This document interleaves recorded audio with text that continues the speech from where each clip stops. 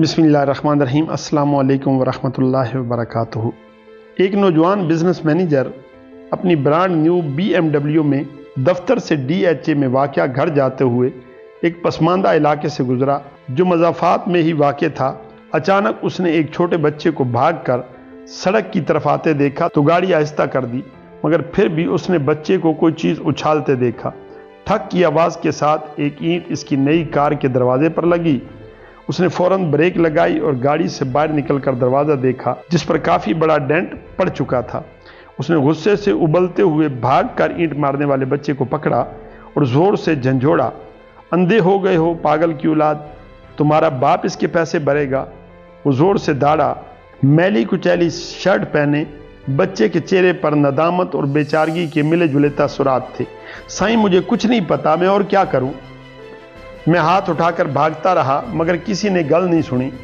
उसने टूटी फूटी उर्दू में कुछ कहा। अचानक उसकी आंखों से आंसू उबल पड़े और सड़क के एक नशेबी इलाके की तरफ इशारा किया। उधर मेरा अब्बा गिरा पड़ा है, बहुत भारी है, मुझसे उठ नहीं रहा था। मैं क्या करता साईं।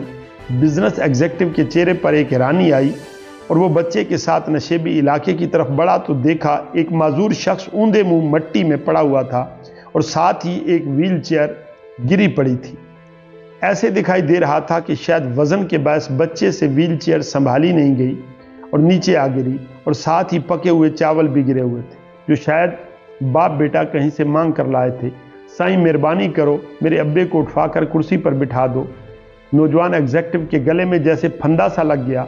उसे मामला समझ आ गया। उसे अपने गुस्से पर नदामत महसूस हो रही थी। उसने अपने सूट की परवाह किए बगैर आगे बढ़कर पूरी ताकत लगाकर कराहते हुए माजूर शख्स को उठाया और किसी तरह व्हील चेयर पर बिठा दिया। बच्चे के बाप की हालत गैर थी और चेहरा खराशों से भरा पड़ा था। वो भागकर अपनी गाड़ी की तरफ गया और बटुए में से 10,000 निकाले और कपाते हाथों से माजूर की जेब में डाल दिए।